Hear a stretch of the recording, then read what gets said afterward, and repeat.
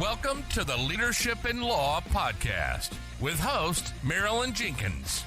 Cut through the noise, get actionable insights and inspiring stories delivered straight to your ears. Your ultimate podcast for navigating the ever-changing world of law firm ownership. In each episode, we dive deep into the critical topics that matter most to you, from unlocking explosive growth to building a thriving team. We connect you with successful firm leaders and industry experts who share their proven strategies and hard-won wisdom.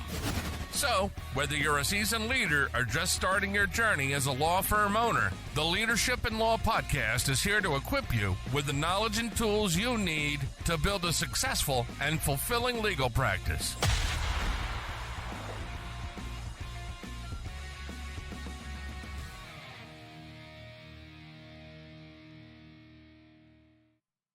Hi, everyone, and welcome to another episode of the Leadership in Law podcast. I'm your host, Marilyn Jenkins. Please join me in welcoming my guest, Jessica Lackey, to the show today. Jessica is a strategy and operations advisor who bridges the gap between traditional business practices and a thirst for creating sustainable businesses with a human-centric approach. With a background in corporate leadership, McKinsey and Company consulting, and a Harvard business degree, Jessica knows a thing or two about hustle culture and what it means to judge success by the bottom line at all costs. Now she combines her deep experience with consulting, Fortune 500 operations leadership, and coaching to help businesses grow without sacrificing the well-being of their clients, their team, and community. I'm excited to have you here, Jessica. Welcome. Thank you. I'm excited to be here. Absolutely. So tell us a bit about how you got started. So I was climbing the corporate ladder, like most of us do, hit a wall and decided I no longer wanted to work for big corporate anymore. So my background is in supply chain and operations. And so 6 years after I hit that wall, I finally left out on my own, thanks to COVID, for normalizing remote work and started building my own solo business consultancy. COVID did that for a lot of people. It kind of normalized working on Zoom and remote. That's one good thing about it. Terrible, but also gave me the flexibility to kind of launch the practice that way I wanted to. Fantastic. Great. So I was looking at some of your things that you like to help businesses with. And one of the things that struck me was your little S systems and big S systems. So we all talk about processes and growth and scale. Can you elaborate on that a bit? So when I say that I help business owners with systems, everyone's like, oh, so you help me decide on my task management tool like ClickUp or Clio, or you help me decide on my invoicing platform. I say, no. I'm talking about the system of how your business operates. That's what I call the big S system. So who do you serve? How do you get clients? How do you deliver the work? Those are all the big systems that say, how does my business operate? That eventually leads into people, processes, and tools. Okay. All right. Excellent. So were you talking SOPs, or you mean like high level deciding, sit down as a C-suite and decide how is this going? The latter. So as a perfect example, a lot of people say, okay, well, I need to have an invoicing system that bills hourly, which means I need to track my time, which means I need to send invoices out at the end of the month that are based on hours. And I say, well, that's sure, maybe, but do you want to bill hourly? Is that how your business operates? Do you invoice at the end of the month or at the beginning of the month?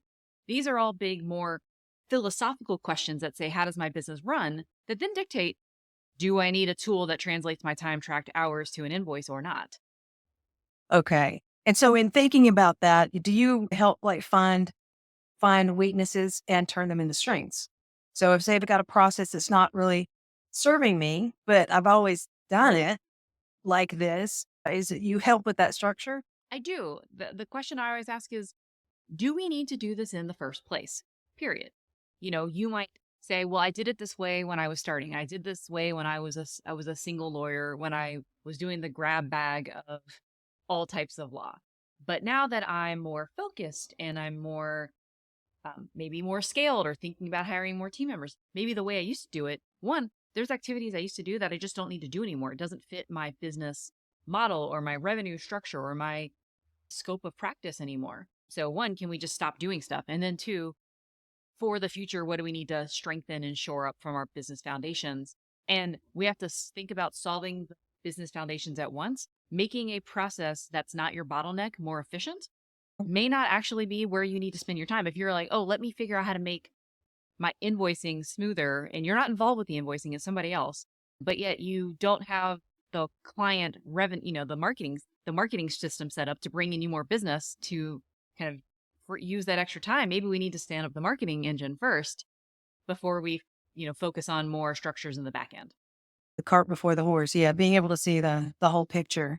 Yeah. A lot of business owners are like, well, what happens when I scale? And I'm like, all right, pause. Do you have the marketing set up to scale?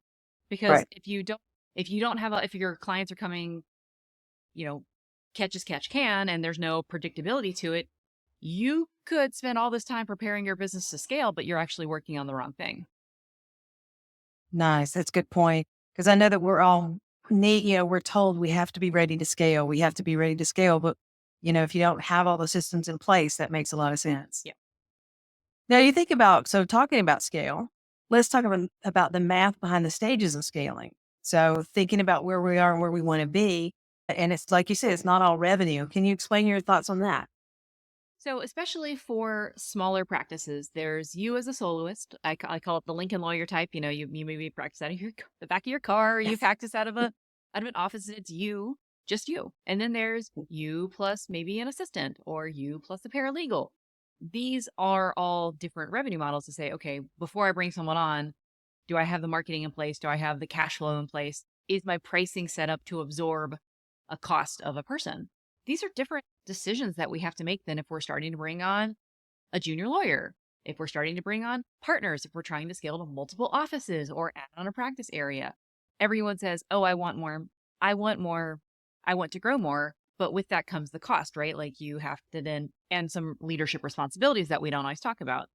How are we going to do revenue share? How are we going to do billing? How are we going to appropriately handle, splitting out the administrative cost of like a shared office, a shared back office if we're bringing on different practice owners. So these are some of the costs that we have to think about when we're starting out. We don't have to think about that. It's like you bring in, you bill, you make the money, and then as you move forward, there's a lot of hidden shared expenses that are back office that we don't always think about when we're saying, okay, well, how much do I need to bill and how do I need to structure my practice? Okay. So thinking about the nuts and bolts of the whole thing instead of just the big number we're shooting for. Yeah. In my work, I work with law practices, but I also work with a lot of other business owners. And what they find, particularly at like the microagency stage, is that an owner is sometimes more profitable when it's just them and maybe an assistant than when they're bringing on a lot of people to do the work, because then they're having to pay their team the reasonable salary and they get what's left over because they haven't increased their prices enough. They aren't getting enough throughput. Their team is maybe not as utilized as they need to be. And who takes the brunt of that? The owner, because you have to pay payroll. So at that point in time, you either have to kind of go one of two directions, scale back down, or really prepare for the next stage of business. But that like in between stage where you brought on the people to prepare for the work, but maybe you're not fully utilized and you're not as efficient as you want to be. That's a really tricky stage where if you haven't prepared for it with finances, the right marketing strategies, the right client load coming in, and the right business structure from an offers perspective, that's the period that's real tricky in owner comp. And I think that there's a lot of people in different businesses, not just law firms, that's the position where they either go burnout or lean in. And it's almost like there's really no gray area there. You got to pick one. And because it's so hard and stressful. And the thing is we didn't start a business to work 18 hours a day, especially if we hired somebody to take stuff off our plate. Right.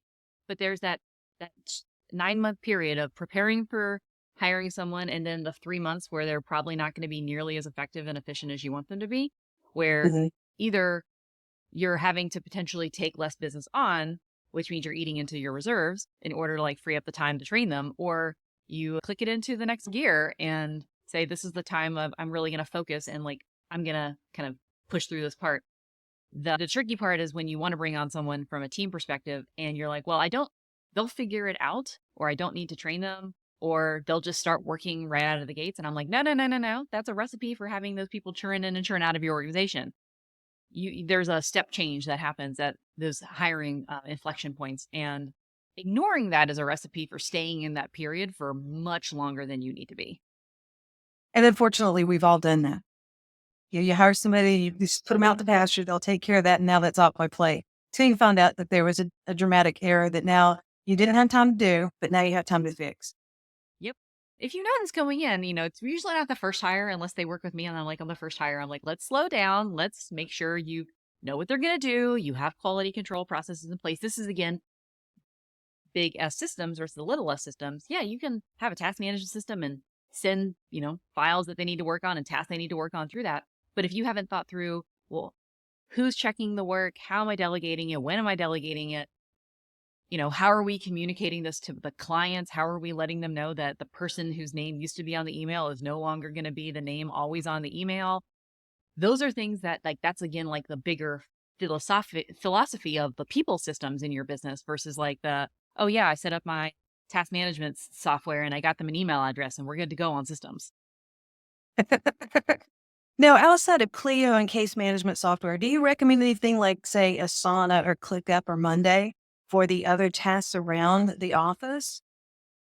Yes, I do. I would not say I'm the expert on these things, but as someone who I highly recommend ClickUp, the reason Monday has a weird, I'm dealing with this right now. Sorry for the tangent, but Monday has a real hard time with recurring tasks.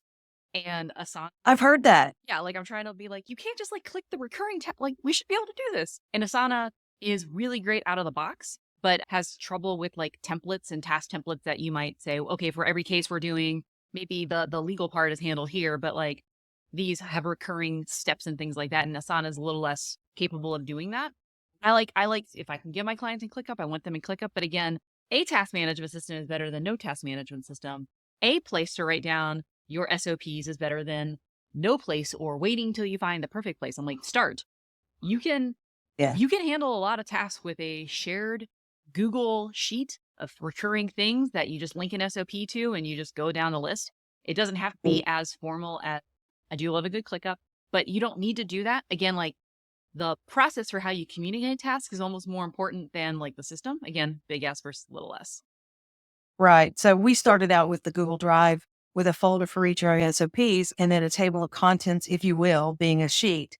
And we are transitioning into ClickUp for some things that are, team wide. So I have looked at Asana, threw away really quickly. I didn't hear good things about Monday, so we went with ClickUp as well. So I really like how you can set things up, duplicate your folder, and assign people to it. It works so much better. It does. I think It does. But what I see a lot of times, again, people hire a ClickUp person to set up this. And I look in there, I'm this does not actually reflect how you do business or what you care about.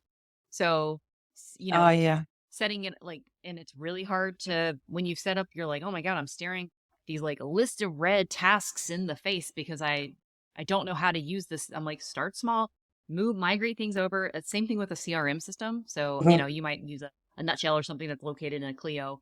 But if you just add every contact to your practice management or CRM software, and then you're oh, I'm going to reach out to these clients once a month. You're never going to do that unless you have a staff dedicated to that. So set the bar real low, only reach out to prospects and people who have maybe used your services in the year or two. If you need to add them to your CRM, I say let them earn their way in. But let's not assume you're going to have all this time to do it perfectly. No one has that time until they're really big. And even then, I don't know if they have the time to do it perfectly unless they are a process nut. And then maybe they'll, but then we use a lot of automations, right? Yeah. To make sure people don't fall through the cracks.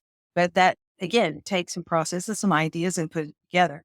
Yeah. And what you'll find is that in the beginning, you're, again, most people start with their practices I'm going to serve anyone and everyone that will pay me just to get started.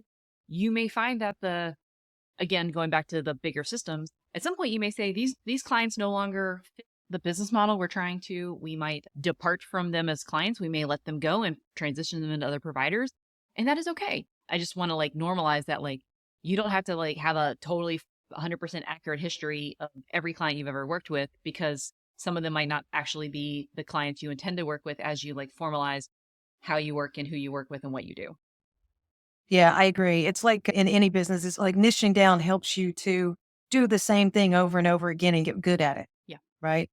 and it fits what you want to do. But I understand people that want to do, try everything. Let's just get the bills paid and keep a roof over our heads and then figure out what you love to do. That's what I did. So, yeah, I mean, and I work with the immigration attorneys that some do everything and some specialize. And it really depends on what they really, really enjoy doing and how close they like to get to the client or trial work or any of that kind of stuff. So that makes a lot of sense. And then you set your processes based on that. Yeah, that's where, again, the system of how you like to work and, how much trial work versus non-trial work do you do? How much do you work with companies? And again, like if you have a billing practice where you end up working with larger organizations, your billing processes are going to look very different than if you're a small business attorney working with other small businesses who can depend on a credit card. These are all the Right. questions that say, okay, before we get to the tool, how do we work? Yeah. Excellent. Yeah. And it's nice to be able to put that down and get a real idea. Cause I find that as CEO, what you end up doing is you've got a lot up here that you haven't put on paper and you expect all your team to know it. That's what we can do everything better than our team can. I call that management by mind meld, and that doesn't work very well. But again, you don't have to have like the perfect SOP template. I love the checklist manifesto where you just write down what the things you look for and, start looking like before having like a really formal quality check SOP, just like write down all the mental checks that you go through. Start with like particular documents and things like that. And like just start. And it doesn't have Yeah. to be perfect and it doesn't have to be super comprehensive, but like when you start putting your thoughts on paper, other people are going to be like, well, I look at this and I look at this and we think about this, and it's going to be much better because it's done by a lot of people. Or this isn't clear, your garbly good coming that you wrote down in your shorthand maybe isn't clear to someone who doesn't have 20 years of deep experience in this topic. And when we were setting up SOPs, one of the things that I was busy doing, team were busy doing, and we're like, gotta have SOPs. And when we finally stopped and thought and said, all we have to do is open Loom, record as we do something, talk about it, talk it through. And then what I would do is I would take that Loom and I would give it to a team member and go, you do it. And that way you'd find out if you missed a step. Yep. It's show one, do one, teach one is a philosophy I like to have. So we show one and through Loom, they do it and then they teach someone else.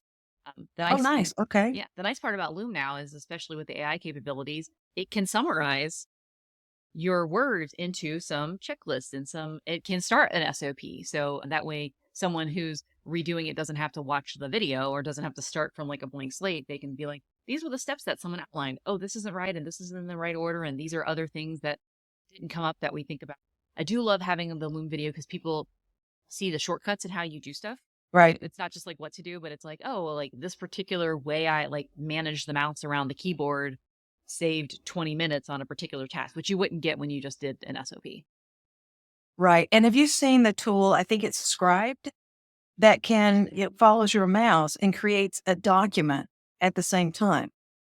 All these AI tools are fantastic now Yeah. for really helping codify the way you do the work.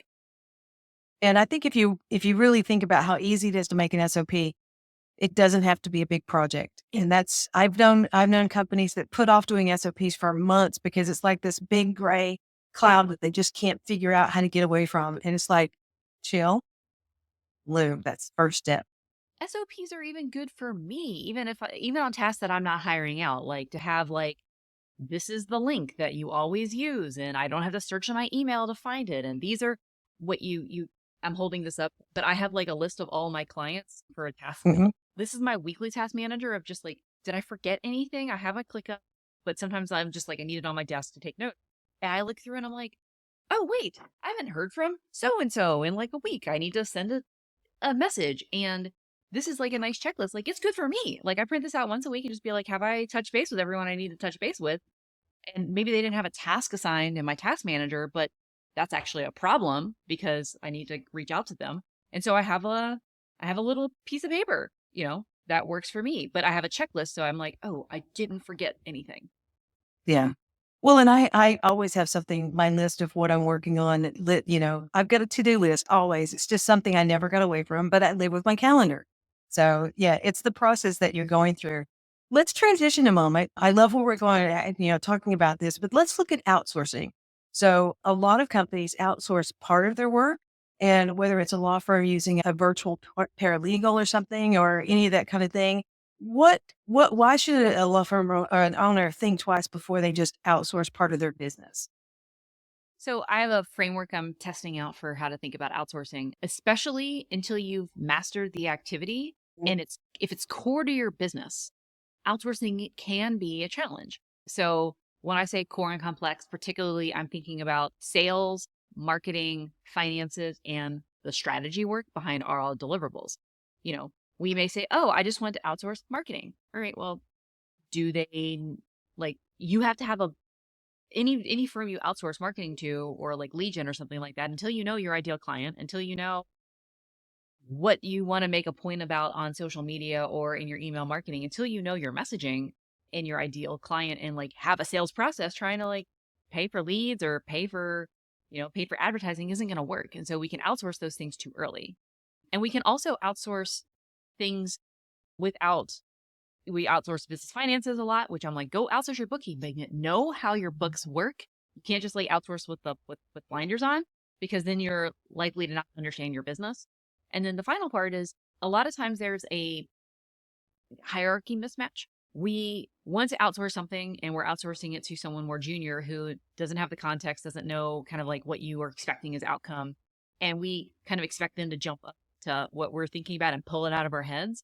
But a lot of times outsourcing that's not their skill set. Like they're doers, depending on what you hire for. But if you kind of say, well, figure it out or just do it, and you haven't taken the time to like document what you want, document what are the no-nos and the yeses, document like what you're like, even thinking through the level of delegation that you are expecting from them. Like, is this something that needs to be client ready as soon as you get it back? Like, those are all things that you can't just assume they're going to figure out. You have to make the implicit explicit. And a lot of people don't take the time to do that.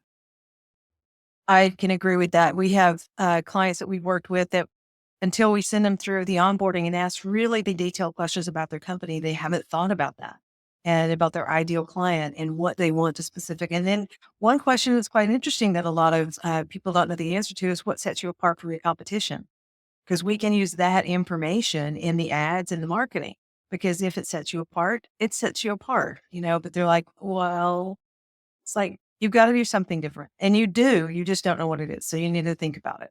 I really appreciate your distinction, which I should also bring up is like hiring a specialist expert and outsourcing to an expert versus outsourcing to a junior generalist who knows what questions to ask and is more probative. You're going to pay more money for it than the junior person is just going to do what you ask, but they are not going to have the expertise to like ask those probative questions to really help you maximize the impact of your investment. So those are some of the things that if you don't have the time and space to outline your expectations really, really clearly, hire someone that has the expertise to ask those questions because that's their specialty. So like hire the expert before you outsource to a generalist for the most part. Yeah. And keep the communication open. That's the one thing that, we are very communicative with our clients. And we have some clients that just don't want that. Instead of the weekly check-in, they call me once a month. Okay, that's your choice, but you're going to get the weekly email. So there's always that. But I can't tell you the people that I've spoken with that hired an outsourcing marketing agency that didn't speak to anybody for a month. I mean, for 6 months. And I'm like, 6 months. Okay. So no, when you outsource, you also need to be communicative and make sure that you guys work together and it's a good relationship. So Yeah. I definitely agree with that. And just thinking about the energy of a business, when you're getting there and you're helping them to make those new hiring and getting ready to scale. So you've got your ducks in a row, you're bringing on people. Talk about a little bit about that. I mean, how do you help with that and getting moving forward? So the way I personally help is I help like put things in sequence. So Okay. are we ready to hire? What role are we hiring for? What level are we hiring for? Do we have processes in place for them? Do we, do a lot of times people are like, oh, I'm overloaded. And the first question is not who do we hire? The first question is what do we stop? And Right. the next question is how do we restructure the business to free up your time without having to spend any more money? And then we talk about, okay, now what's left? What do we hire for? How do we need to set up the business back end to do that? But you find a lot of times that, before we hire, we have to restructure the offers and Do we get away from hourly billing? Do we go to more packages? Do we go to a different retainer model? Do we narrow our expertise? Do we let go of legacy clients that are no longer the right fit for us? Those are all a lot of things that can be done even before you scale. You're like preparing the reserves. Yeah. Yeah. And there's so many things that you can do. And part of my role is to help hold the sequence in place so that the right things, we're solving the right next step each way versus putting process and system and structure and people around the wrong business. Right. I love that. I love the fact, that you look at, okay, I as the CEO know that I want to outsource this. I want to get this off my plate. And I love that you go, wait a minute, let's see if that's what you really need. And will that something different solve your problem? Yeah. Excellent. I love this conversation. I love what you do for law firms and for businesses. So I know that other people are going to be taking a lot away from this by how you're methodically helping them. And I know my listeners are going to want to reach out to you or connect with you. Where'd be best place to connect with you? Best place is on my website, jessicalackey.com/welcome. Gives you a link to my newsletter, link to the YouTube channel, and a link to a stage of business quiz that's a little more geared towards like soloists and people in the earlier stages of building their practice, but probably really helpful, very helpful for law firms thinking about the beginning stages of growth. Okay, fantastic. We'll make sure that we have your links in the show notes as well.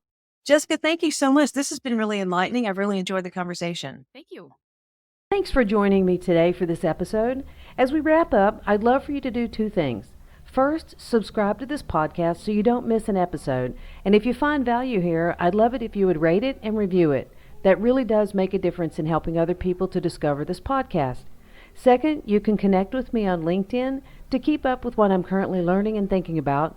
And if you're ready to take the next step with a digital strategist to help you grow your law firm, I'd be honored to help you. Just go to lawmarketingzone.com to book a call with me. Stay tuned for our next episode next week.